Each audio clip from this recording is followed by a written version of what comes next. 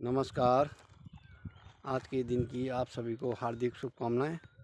आज का विषय है इस्लाम भारत कब आया, क्या कहानी है।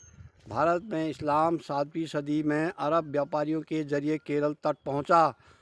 फिर 712 ईस्वी में मोहम्मद बिन कासिम ने सिंध पर आक्रमण किया, लेकिन बड़े पैमाने पर इस्लामी शासन 1206 ईस्वी में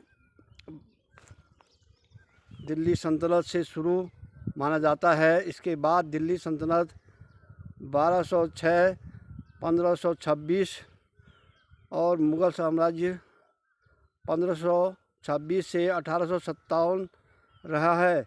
यानी कुल मिलाकर लगभग 650 साल 1206 से 1857 तक भारत के बड़े हिस्से में पर इस्लामी शासन रहा।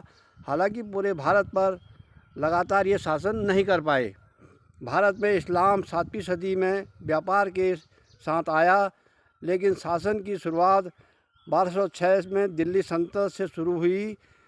करीब 650 वर्षों तक मुग़लों समेत कई सल्तनतों में भारत के बड़े हिस्से पर राज किया। इतिहास की ये कहानी सिर्फ शासन नहीं बल्कि संस्कृति और बदलाव की है।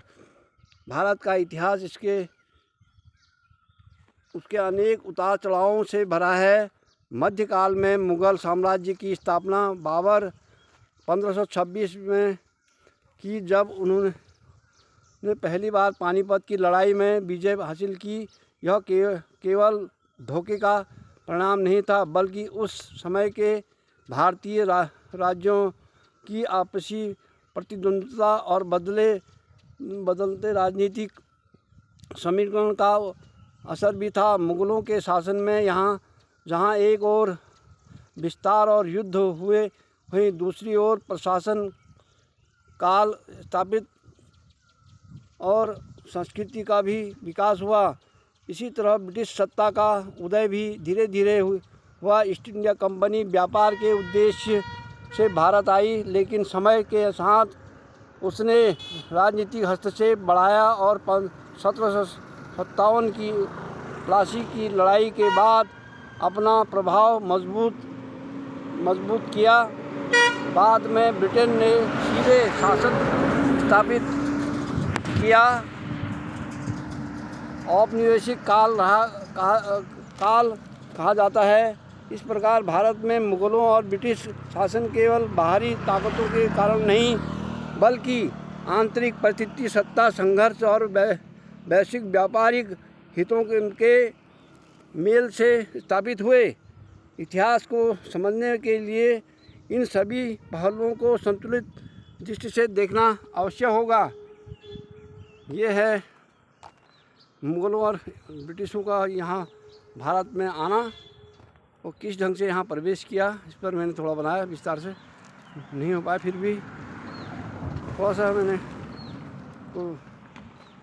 कहा क्यों कैसे आए, इस पर एक बताया जाए लोगों को।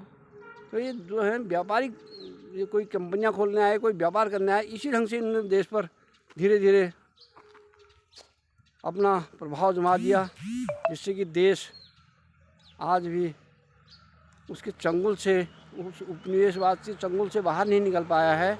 और आगे भविष्य में इस प्रकार के कंपनियों पर विशेष निगरानी रखनी होगी, जिससे कि आने वाली हमारी भविष्य सुरक्षित रहे, आने वाली पीढ़ी सुरक्षित रहे।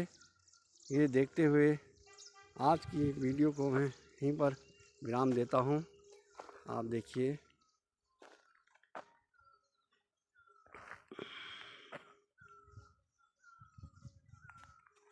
कल एक नए विषय के साथ आएंगे। धन्यवाद।